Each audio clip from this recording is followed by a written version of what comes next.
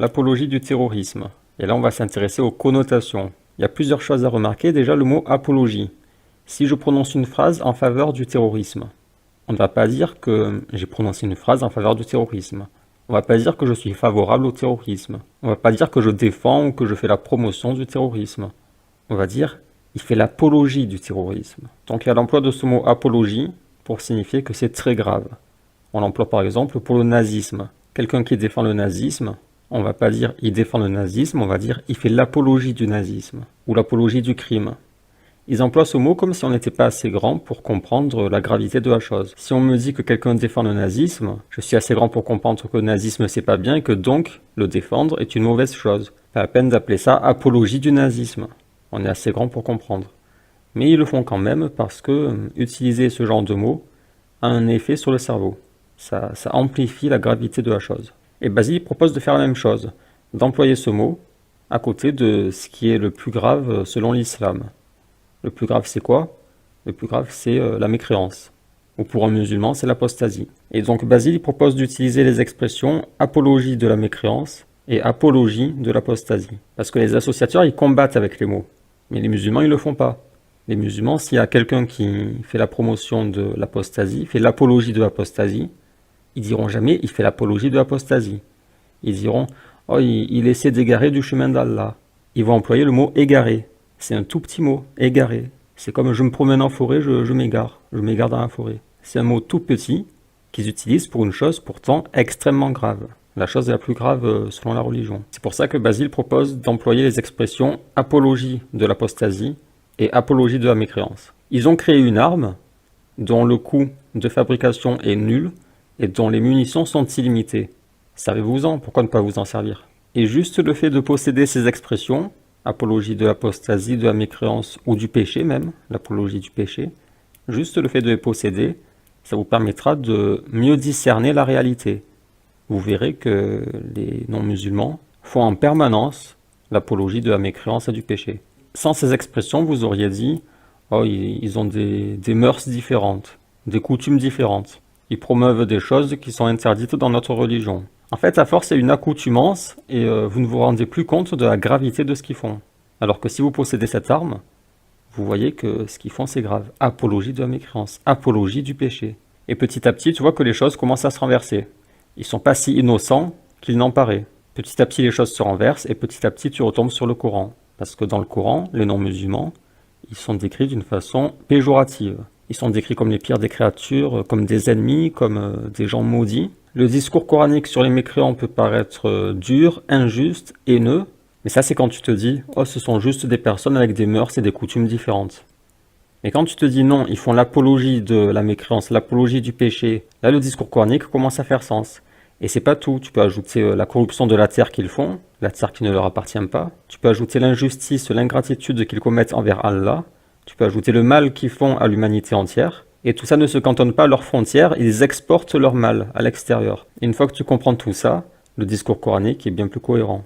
Et il n'y a plus lieu de combattre le discours coranique, ce que font les imams. Ils le combattent en se cachant derrière quelques versets. Nous vous avons divisé en nations et en tribus pour que vous vous entreconnaissiez, ou l'histoire des frères en humanité, là. Il n'y a plus besoin de contrer le discours coranique, car il est cohérent, il fait sens, il décrit parfaitement la réalité. Est-ce que ça veut dire qu'il faut leur faire du mal? Non. Est-ce que ça veut dire qu'il faut les détester tous individuellement? Non. Mais le Coran est clair sur les mécréants, et il ne faut pas oublier tout le mal, toute la corruption, toutes les injustices, l'ingratitude qu'ils commettent. Parce que si tu oublies tout ça, et tu prends juste en considération ce qu'ils veulent que tu prennes en considération, si tu adoptes la façon dont ils veulent que tu les vois, et non pas la façon dont le Coran veut que tu les vois, si tu adoptes cette vision, alors ce sont juste des concitoyens ils sont souriants, ils sont aimables, ils sont même serviables, ils sont gentils, bien sûr qu'ils sont gentils, bien sûr, mais il ne faut pas oublier tout le mal et toute la corruption qu'ils font. Eux, ils veulent que vous l'oubliez, mais le Coran est là pour vous rappeler ce qu'ils font et ce qu'ils sont. Deuxième remarque sur l'apologie du terrorisme, c'est que eux, ils l'emploient de façon abusive. Par exemple, limite, si t'es pas Charlie, tu fais l'apologie du terrorisme. Dieudonné, il a été condamné pour apologie d'actes terroristes, pour avoir écrit sur Facebook « Je me sens Charlie Koulibaly ». En fait, il n'a pas pris un camp entre les deux, il a dit « Je me sens l'un et l'autre ». Je me sens les deux. Sachant que Dieudonné est un humoriste, sachant que c'est un provocateur, sachant que sa phrase peut avoir 1001 sens. Malgré ça, ils l'ont condamné pour apologie d'actes terroristes. Il a eu 2 mois avec sursis. Alors qu'on sait très bien, il est évident que Dieudonné est contre le terrorisme. Mais ils l'ont quand même condamné pour apologie du terrorisme. Dernière chose, c'est qu'il peut y avoir un gouffre entre la perception de la gravité de l'apologie du terrorisme et la réalité. Imaginons par exemple que Basile fasse l'apologie du terrorisme, mais de façon la plus extrême. Il fait l'apologie maximale du terrorisme maximal. Concrètement, ça signifie quoi? Ça signifie qu'il fait une vidéo et il dit allez les musulmans, allez tuer tous les mécréants. Voilà, il dirait aux musulmans, allez tuer les mécréants, c'est un devoir religieux. Donc là, on est d'accord, il fait une apologie maximale du terrorisme maximum. Donc là, on se dit c'est la chose la plus grave qui soit, mais dans la réalité, est-ce que ce serait si grave que ça? Moi, je vous dis qu'entre l'idée qu'on se fait de la chose et la réalité, il y a un gouffre. Car dans la réalité, si Basile faisait ça, la réalité, ce serait que personne ne lui obéirait. Car il n'a pas d'autorité. Aucun musulman ne se dirait « Tiens, Basile m'a dit d'aller tuer les mécréants, donc je vais le faire ». Donc en fait, en faisant ça, Basile n'est pas un danger. Pourtant, il fait l'apologie maximale du terrorisme extrême. Mais il n'est pas un danger. Donc là, on voit qu'entre les mots, avec leur connotation et les sentiments qu'ils procurent, et la réalité, il peut y avoir un gouffre. Sachant que même si un imbécile obéissait à Basile et il allait tuer les mécréants, il en tuerait combien? 2, 3? Mais au fond, est-ce que tuer 2 ou 3 personnes dérangerait tant le système? Absolument pas. Au contraire, ça les arrange. Le gouvernement, le système, il n'est absolument pas dérangé par 2 ou 3 morts. Au contraire, ça les réjouit car ça leur permet de renforcer leurs valeurs, de se réunir, d'être plus forts, médiatiquement de faire leur propagande, de justifier des attaques contre l'islam, de faire de l'argent. Les médias, ils adorent Pujadas. Quand il a vu les images des tours jumelles s'effondrer, il était en joie. Il avait dit c'est génial. David, lui, n'est pas encore au courant. Il apprend qu'un avion a percuté une tour du World Trade Center à New York. On pense alors à un simple accident incroyable. Les médias jubilaient parce qu'ils pouvaient faire des unes spectaculaires. Ils peuvent vendre leurs journaux, faire de l'audience à la télé.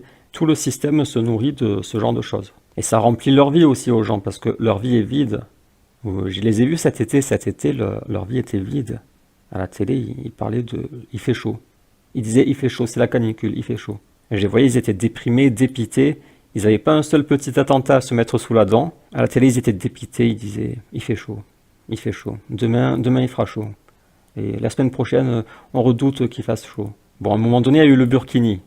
Il y a eu le Burkini, donc là, ils se sont réveillés, ça leur a rempli leur existence. Et ils ont fait leur débat, ils ont craché sur les musulmanes. Chers téléspectateurs, nous interrompons ce programme sur la canicule car nous venons de repérer des musulmanes en burkini dans une piscine. Oui, vous m'avez bien entendu. Des musulmanes islamiques en burkini islamiste. Nos reporters sont sur place. Si vous avez une quelconque information ou des commentaires à faire, veuillez faire des tweets.